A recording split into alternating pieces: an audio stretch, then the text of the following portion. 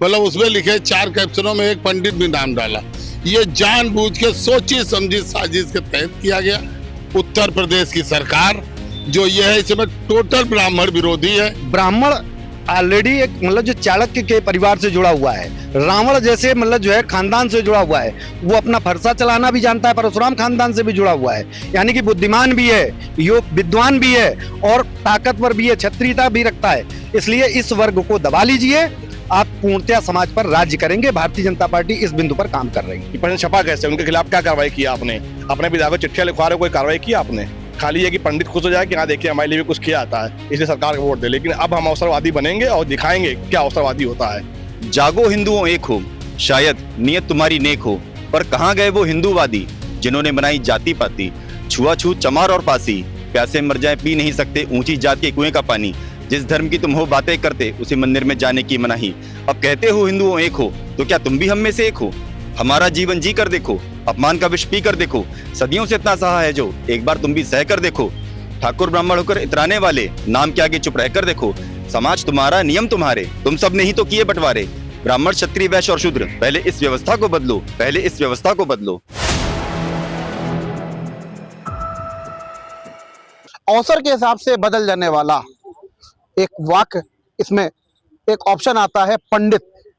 ये एक ऐसा वाक्य है जिसने इस वक्त चर्चा बटोर रखी है और यूपी का सियासी पारा हाई कर रखा है, क्योंकि कहीं ना कहीं सवर्ण वर्ग का जो एक पंडित एक वर्ग है, इनको लगता है कि इन्हें टारगेट किया जा रहा है, क्योंकि जिस तरह से इसके पहले घूसखोर पंडित और यूजीसी कानून, तो कहीं ना कहीं सवर्णों का विरोध और अब व्यक्तिगत ब्राह्मणों का जो पंडित शब्द है जो यूज किया गया है, इसको लेकर के लोग कहीं ना कहीं अब विरोध में उतर आए। हमारे साथ कुछ लोग मौजूद हैं, हम इनसे बात करते हैं। सर, क्या नाम है आपका? और ये जो अवसर के हिसाब से बदल जाने वाला जो शब्द है जो बोला गया है, जिसमें पंडित एक ऑप्शन दे दिया गया यूपीएसआई के जो पेपर में, इसे कितना सही मानते हैं? इससे समाज में एक क्या संदेश जाएगा? मेरा नाम रजनीश तिवारी है। मैं राष्ट्रीय ब्राह्मण योजना सभा का राष्ट्रीय सलाहकार भी हूँ और 2 बार विधायक का चुनाव भी लड़ चुका हूँ। लेकिन जो ये शब्द ये सरकार ने डाला है, पंडित, अवसरवादी, मतलब उसमें लिखे 4 कैप्शनों में एक पंडित भी नाम डाला। ये जानबूझ के सोची समझी साजिश के तहत किया गया। उत्तर प्रदेश की सरकार जो ये है इसमें टोटल ब्राह्मण विरोधी है। ब्राह्मणों के लिए हमेशा इस सरकार ने, पहले ही केंद्र सरकार से लेके सब जगहों से एक पंडित नाम से पिक्चर बनाई, जिस पिक्चर में पंडित को घूसखोर सब कुछ बना दिया गया, बेईमान बना दिया सब कुछ। अब उसके बाद जब वो मामला थोड़ा थमा, तब तक इन्होंने सब इंस्पेक्टर भर्ती में क्या पुलिस का जो परीक्षा देके जाएगा, वो अवसरवादी पंडित अगर जब पढ़ के जाएगा क्वेश्चन देके, तो क्या आगे वो अपनी ड्यूटी जो करेगा वो क्या बिल्कुल ईमानदारी के साथ कर पाएगा? पंडितों के साथ उसका भेदभाव बना रहेगा। आपने बताया कि आप राष्ट्रीय ब्राह्मण योजना सभा के राष्ट्रीय सलाहकार हैं, आप इतने बड़े संगठन से आते हैं। क्या लगता है कि पंडित जो शब्द है या पंडित जो वर्ग है, क्या ये अवसरवादी होते हैं? पंडित अवसरवादी आज तक मतलब इतिहासों में चलता आ रहा है कि पंडित ही जो ऐसा व्यक्ति है जो निष्कपट लोगों के साथ ईमानदारी से मदद करने वाला, गरीबों की मदद करने वाला, पीड़ितों की मदद करने वाला केवल पंडित ही व्यक्ति है। बाकी सारी जातियां अवसर के हिसाब से चला करती हैं। पंडित ने हमेशा अपने समाज से हटके लोगों के साथ काम किया, लोगों के साथ भला किया। मौजूदा सरकार के साथ भी पंडित पूरी तरह से ईमानदारी से मदद की, तो आज ये सरकार में बने हुए 2 बार से सरकार बनाए बैठे हुए हैं। क्या लगता है ये जो क्वेश्चन जो निकाल दिया गया, इससे जो युवा वर्ग है जो नौकरी में आएगा, क्या इस पर क्या असर डालेगा? ये निश्चित है कि जाति विभेद बहुत बुरी तरीके से समाज में फैलेगा और जातीयता के आधार पर अगर समाज बट गया तो निश्चित है कि एक सामाजिक भेदभाव इतना बड़ा फैलेगा, आपसी वैमनस्यता फैलती चली जाएगी और हम एक दूसरे के साथ कभी साथ नहीं खड़े हो पाएंगे। ये लोग कहीं ना कहीं इसमें बयानबाजी कर रहे हैं, विरोध में उतर आए हैं, तो अब ब्राह्मण वर्ग भी कहीं ना कहीं नाराज नजर आ रहा है। इसे कितना सही मानते हैं कि इस तरह का क्वेश्चन क्या जाना चाहिए पेपर में? वास्तविकता ये है कि ब्राह्मण वर्ग कहीं नाराज नहीं दिख रहा है इसमें, लेकिन जो भारतीय जनता पार्टी है इस मुद्दे को ऑलरेडी इशू बनाती है और वो इस बात के लिए इशू बनाती है कि अन्य जातियां हमारे साथ में आवे। पंडित शब्द किसी ने नहीं जान पाया, जब ये चिट्ठियां इस पर विधायकों द्वारा लिखी जाने लगी, तब लोगों को ये समझ में आया कि एसआई परीक्षा में ये पंडित शब्द डाला गया। इसका विरोध हो रहा है। क्या भारतीय जनता पार्टी के विधायकों ने इसके पहले जो यूजीसी के मुद्दे पर क्या विरोध किया था? किसी ने विरोध नहीं किया था। इसके पहले SC/ST एक्ट के विरोध में मामला चला, वहां पर भी किसी विधायक की आवाज नहीं खुली। इसी बिंदु पर विधायकों को कैसे पता चल गया कि ये पंडित शब्द जो है ये एक इशू बनने वाला है? यानी कि भारतीय जनता पार्टी चाहती है कि जातियों में विभेद हो, आपस में लोग लड़ें और विभाजन होगा, क्योंकि उन्होंने सबसे पहले एक नीति अपनाई थी हिंदू मुस्लिम पर जब वो पूर्णतया सफल हो गए, सभी जगह सत्ताएं चली गई, तो चूंकि मुसलमान अब दब गया है, अब उनका कहीं पर आक्रोश नहीं दिखाई पड़ता है, लड़ाई झगड़े के रूप में नहीं दिखाई पड़ता है, तो अब वो जातियों में विभेद करने लगे हैं। उन्हें SC/ST वर्ग का वोट चाहिए, उन्हें OBC का वोट चाहिए, तो उनका कोर वोटर जो है वो उसको अपना बंधुआ मजदूर मानने लगे हैं।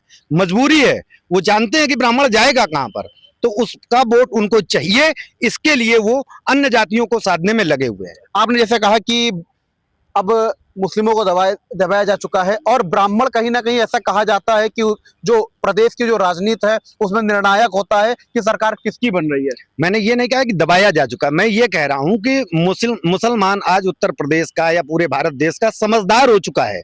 वो किसी भी बलवे से दूर है, वो अपने आप को शांत कर चुका है। जब कभी मौका मिलेगा तो जवाब दिया जाएगा, इस स्थिति में है। लेकिन ब्राह्मण ऑलरेडी एक जो चाणक्य के परिवार से जुड़ा हुआ है, रावण जैसे जो है खानदान से जुड़ा हुआ है। वो अपना फरसा चलाना भी जानता है, परशुराम खानदान से भी जुड़ा हुआ है। यानी कि बुद्धिमान भी है, यो विद्वान भी है और ताकतवर भी है, क्षत्रियता भी रखता है। इसलिए इस वर्ग को दबा लीजिए, आप पूर्णतया समाज पर राज्य करेंगे। भारतीय जनता पार्टी इस बिंदु पर काम कर रही है। कानपुर के जो सपा के विधायक हैं अमिताभ बाजपेयी, इन्होंने भी इसको लेकर के मुख्यमंत्री योगी आदित्यनाथ को पत्र लिखा था। कितना सही मानते हैं? सपा विधायक ने इस पर पत्र लिखा है। कानपुर से कई बीजेपी के विधायक हैं, कुछ ब्राह्मण भी हैं, अभी तक उनकी तरफ से कोई पत्र नहीं लिखा गया है।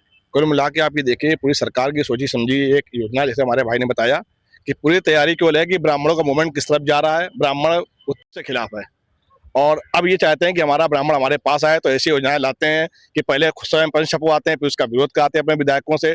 चाहे अमिताभ बाजपेयी वो विरोध कर रहे हैं, अभी तक कोई नहीं बोला। अमिताभ बाजपेयी का यूसी में बोले थे क्या?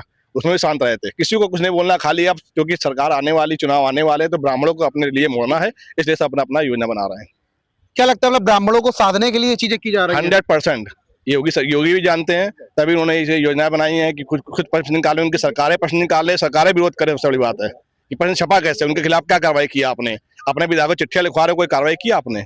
खाली है कि पंडित खुश हो जाए कि हाँ देखिए हमारे लिए भी कुछ किया आता है, इसलिए सरकार को वोट दे। लेकिन अब हम अवसरवादी बनेंगे और दिखाएंगे क्या अवसरवादी होता है।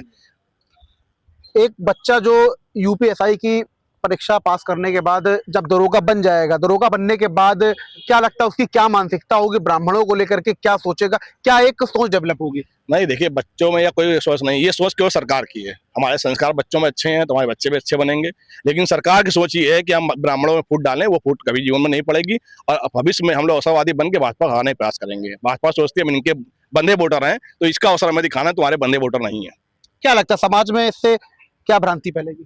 समाज में से भ्रांति ये फैलेगी कि जैसे मैं युवा हूँ, मैं अगर एसआई में भर्ती में जाऊंगा, मैं निकला या कि मैं दरोगा बना, तो जो और भी वर्ग के होंगे वो मुझे अवसरवादी समझेंगे कि भैया आप ब्राह्मण है, ऐसा आपके लिए किया गया था। तो ये इससे जाति बराबर नहीं आएगा, जो कि सरकार की एक सोची समझी साजिश है कि ब्राह्मणों के तहत कि इनको बांटो और फिर इनसे ही वोट लो अपना।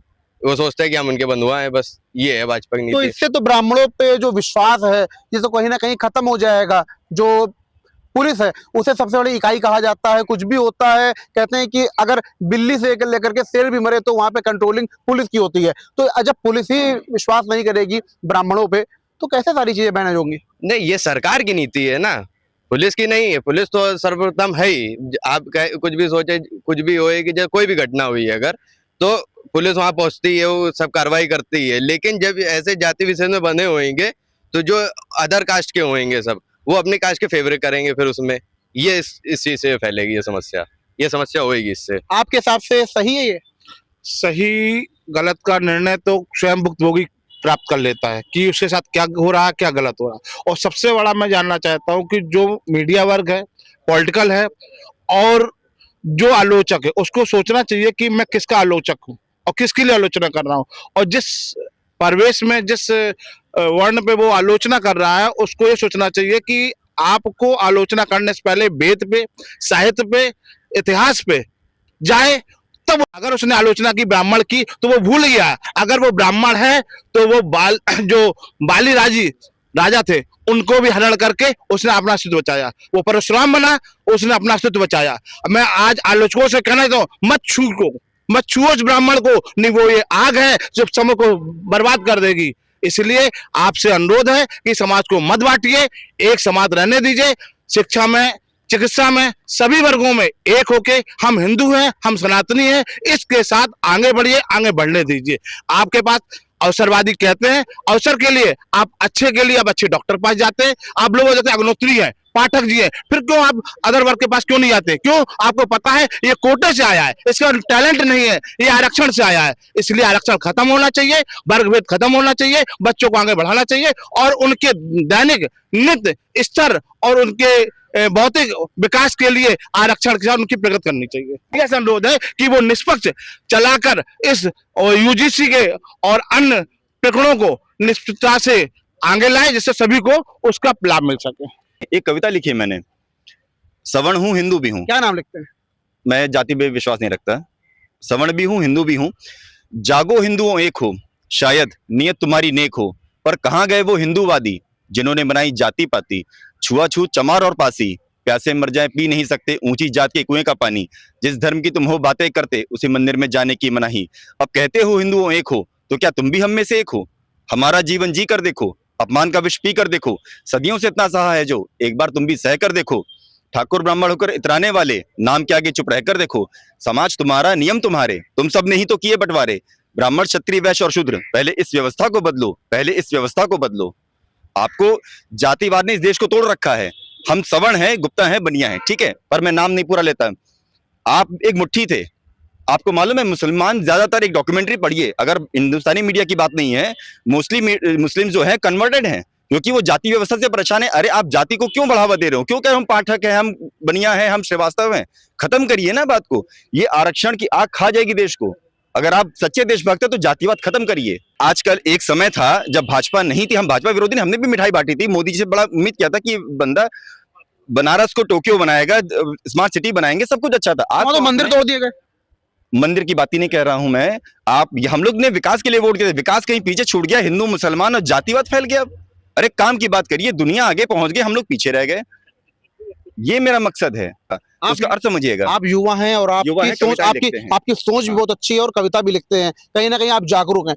लगता है क्या समाज में, युवाओं में क्या सोच डेवलप होगी? मेरा क्वेश्चन समझिए। जातिवाद से, जातिवाद तो बांट रहा है हमको। हमारे लिए इंसान बेहतर होना चाहिए बस। और कविताएं तो और भी लिखी हैं। तो ये थे यहाँ हमारे साथ कुछ लोग जिनका साफ तौर पर कहना है कि जो बांटने की जो राजनीति है, इसे कहीं ना कहीं संभालना चाहिए और जो ब्राह्मणों को लेकर के जो भ्रांतियां फैलाई जा रही हैं, जो इस तरह के शब्द इस्तेमाल किए जा रहे हैं, इनको कम करना चाहिए। सहयोगी आयुष के साथ Pranjal Mishra, 4 PM news network, Kanpur.